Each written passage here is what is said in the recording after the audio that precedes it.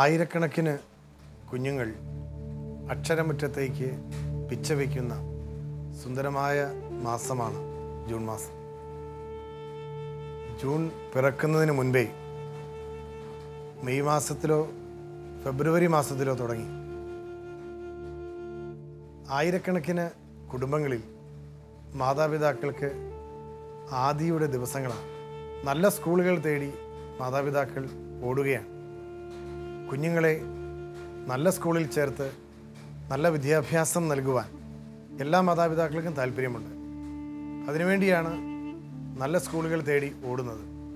എന്നാൽ ട്യൂഷൻ ക്ലാസ്സുകൾ കൊടുത്തും പലപ്പോഴും വേദപഠനം ഒഴിവാക്കി ഞായറാഴ്ചകളിൽ പോലും ട്യൂഷൻ കൊടുത്തും കുഞ്ഞുങ്ങളെ മാതാപിതാക്കൾ നല്ല വിദ്യാഭ്യാസം നൽകുന്നു എന്ന് ധരിപ്പിക്കാറുണ്ട്.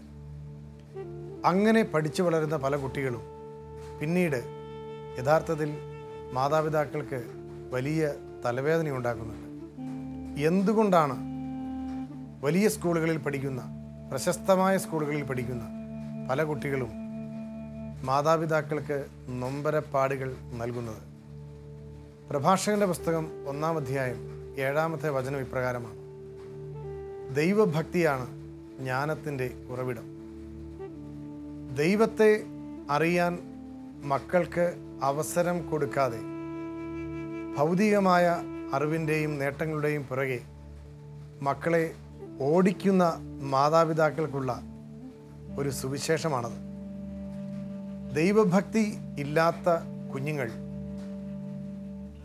ജീവിതത്തിൽ എന്നെങ്കിലും അപകടത്തിൽ ചെന്ന് ചാടും എന്ന് നമുക്കറിയാം.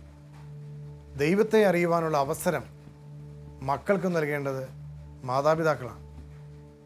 അവരുടെ ജീവിതത്തിൻ്റെ അധ്വാന വഴികളിൽ മക്കളെ പങ്കു ചേർത്തുകൊണ്ട് വേണം അവർ അത് നിറവേറ്റുവാൻ. എല്ലാ ദിവസവും മക്കൾക്ക് വേണ്ടി മാതാപിതാക്കൾ പ്രാർത്ഥിക്കുന്നുണ്ട് എന്ന് നമുക്കറിയാം. മക്കൾക്ക് വേണ്ടി പ്രാർത്ഥിക്കാത്ത മാതാപിതാക്കളില്ല. പക്ഷേ മക്കൾക്ക് വേണ്ടി പ്രാർത്ഥിക്കുമ്പോൾ മക്കൾ ദൈവത്തെ അറിയുവാനുള്ള അവസരം നിഷേധിക്കുന്നവരാകരുത് എന്നുകൂടി പ്രാർത്ഥിക്കേണ്ടതുണ്ട്. അത് മാത്രമല്ല, അതിനുള്ള അവസരം അവർക്ക് കൊടുക്കുകയും ചെയ്യണം. ഒരുപക്ഷെ ജീവിതത്തിൽ ഇത്തരത്തിലുള്ള ദർശനങ്ങൾ നമുക്ക് ലഭിക്കുന്നത് മനോഹരമായ ഗാനങ്ങളിലൂടെയാവാം. ഇന്ന് കാവ്യാമൃതത്തിൽ നമ്മൾ കേൾക്കുന്ന ഗാനങ്ങൾ തീർച്ചയായിട്ടും ദൈവത്തെക്കുറിച്ചുള്ള യഥാർത്ഥമായ ചിത്രം നമുക്ക് നൽകുന്നതാണ്. കാവ്യാമൃതത്തിൻ്റെ ഈ പുതിയ എപ്പിസോഡിലേക്ക് ഏവർക്കും സ്നേഹപൂർവ്വം സ്വാഗതം.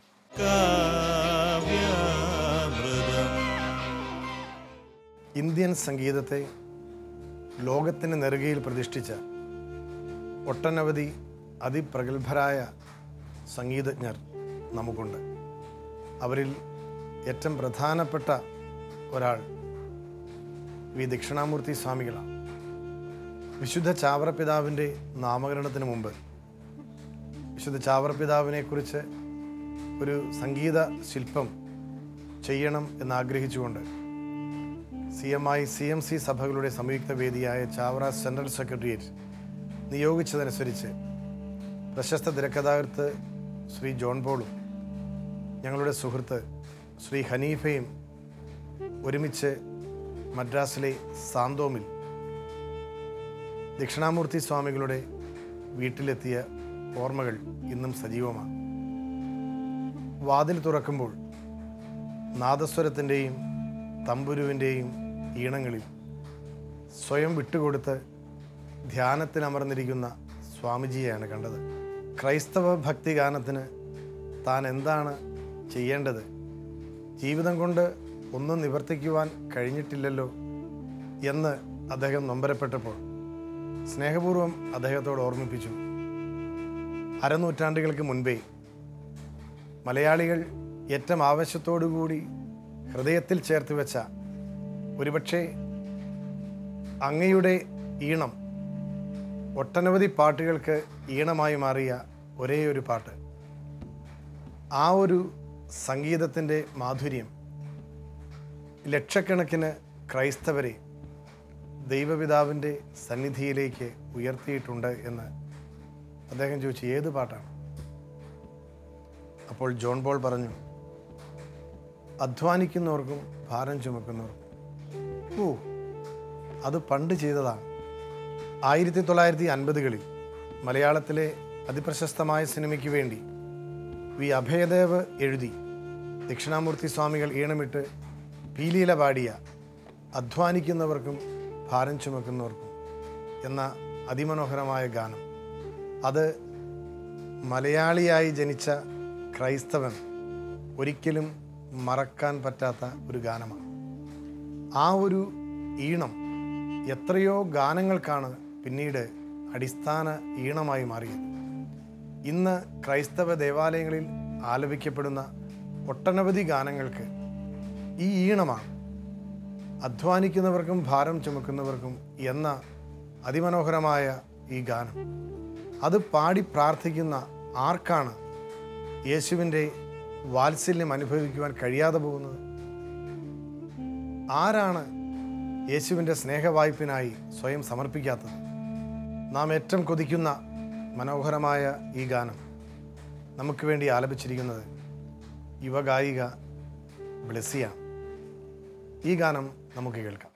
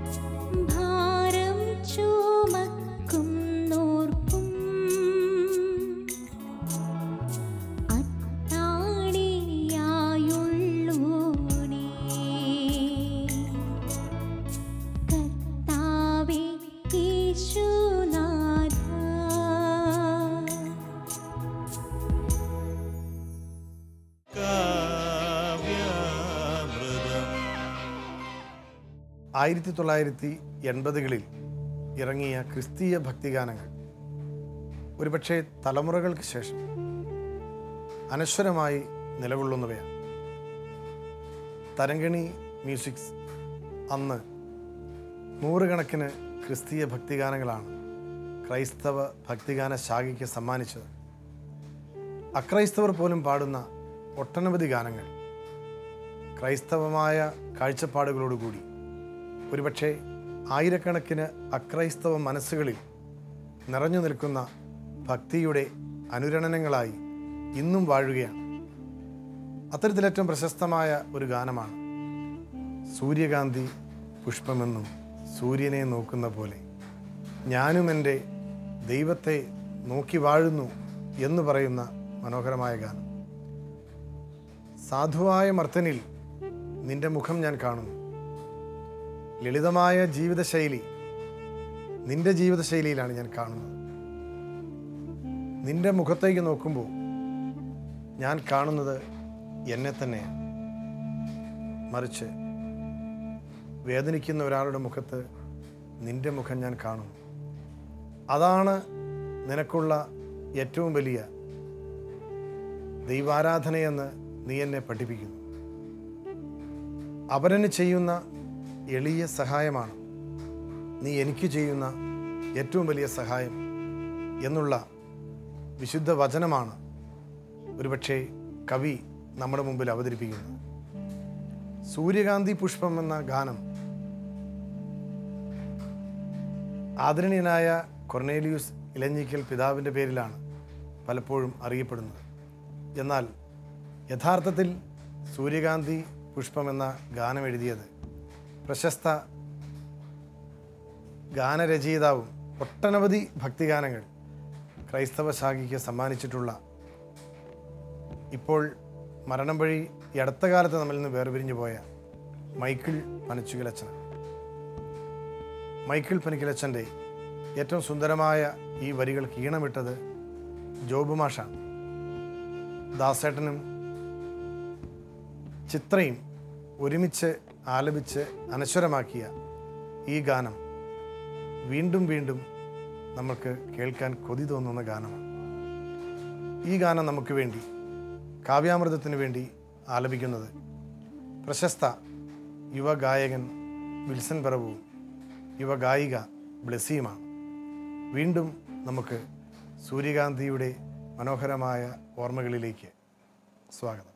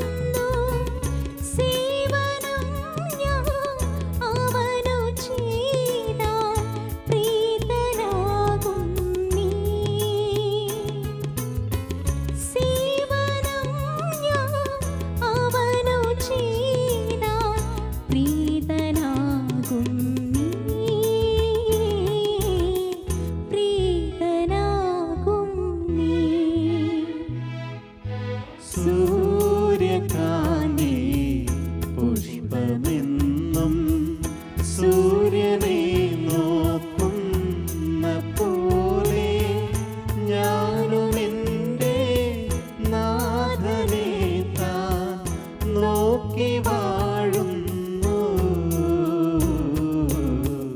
നോക്കി വാഴുന്നു.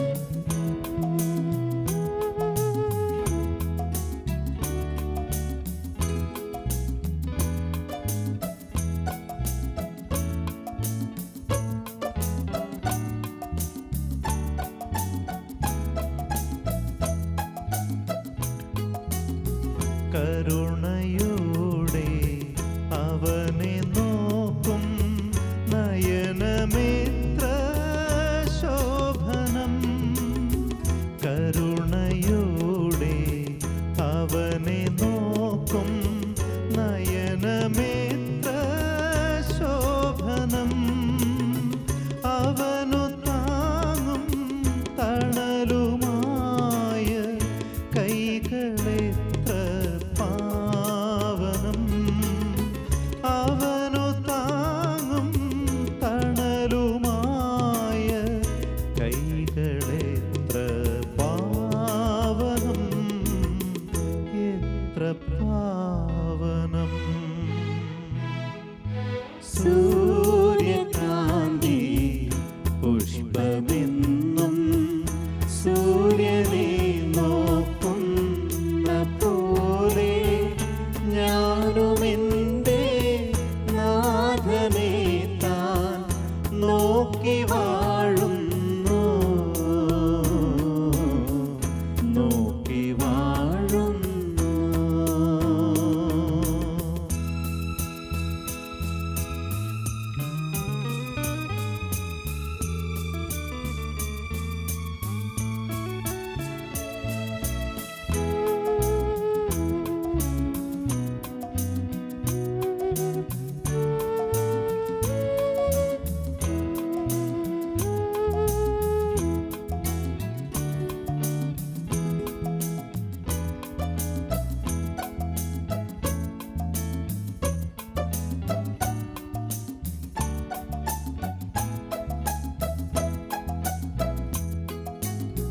ലളിതമായ ജീവിതം ഞാൻ നിന്നിലല്ലോ കാണുന്നു, ലളിതമായ ജീവിതം ഞാൻ നിന്നിലല്ലോ കാണുന്നു. മഹിതമായ സ്നേഹവും ഞാൻ കണ്ടിടും മഹിതമായ സ്നേഹവും ഞാൻ കണ്ടിടും നിന്നിൽ, കണ്ടിടും നിന്നിൽ. സൂര്യകാന്തി പുഷ്പമെന്നും സൂര്യനെ നോക്കുന്ന പോലെ ഞാനുമെൻ്റെ നാഥനെ താൻ നോക്കി വാഴുന്നു, നോക്കി വാഴുന്നു.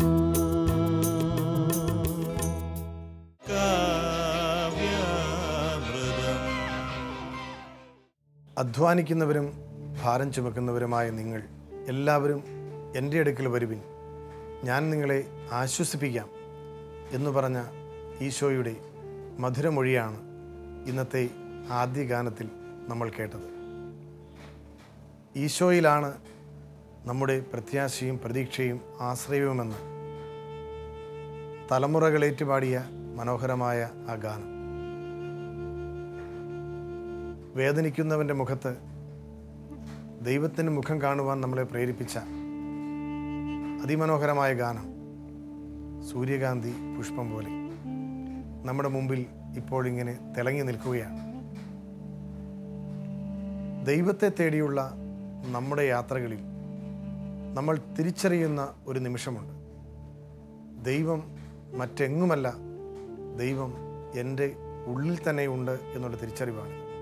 ഈ ഒരു തിരിച്ചറിവ് നമുക്ക് ലഭിക്കുന്നത് നമ്മുടെ മുമ്പിൽ നമ്മുടെ സ്നേഹത്തിനും കരുണയ്ക്കും വാത്സല്യത്തിനും അനുകമ്പയ്ക്കും വേണ്ടി കാത്തു നിൽക്കുന്ന മറ്റൊരുവൻ്റെ മുഖത്തേക്ക് നോക്കുമ്പോഴാണ്. അങ്ങനെയൊരു മുഖം അത് ദൈവത്തിൻ്റെ മുഖമാണ് എന്ന് തിരിച്ചറിയുന്ന നിമിഷമാണ് ദൈവം എന്നിലുണ്ട് എന്ന് ഞാൻ മനസ്സിലാക്കുക. ഇത്തരത്തിലുള്ള തിരിച്ചറിവ് നമുക്ക് ലഭിക്കുമ്പോൾ അത് ദൈവാനുഭവമായി സ്വയം മനസ്സിലാക്കുവാനുള്ള കൃപ പരിശുദ്ധാത്മാവാണ് നമുക്ക് നൽകുക. കാവ്യാമൃതത്തിൻ്റെ ഈ ഒരു എപ്പിസോഡ് ആസ്വദിച്ച നിങ്ങൾക്കെല്ലാവർക്കും ഇത്തരത്തിൽ പരിശുദ്ധാത്മാവിൻ്റെ വലിയൊരു കൃപ നൽകപ്പെട്ടിരിക്കുകയാണ്. ദൈവപിതാവിനെ കണ്ടെത്തുവാൻ, തേടി നടന്ന് അലയാതിരിക്കുവാൻ ഈ ഗാനങ്ങൾ നമ്മളെ സഹായിച്ചിട്ടുണ്ടാവും. ദൈവാനുഗ്രഹം ഏവർക്കും പ്രാർത്ഥിക്കുന്നു. നന്ദി.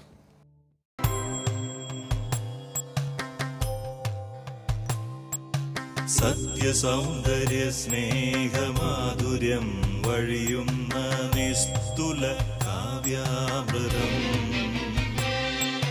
നുകരാം നമുക്കിനി നമ്മളിൽ തെളിക്കട്ടെ നിർമ്മല ഭാവങ്ങളും നന്മയും ആനന്ദവും നിത്യമീ കാവ്യാമൃതം.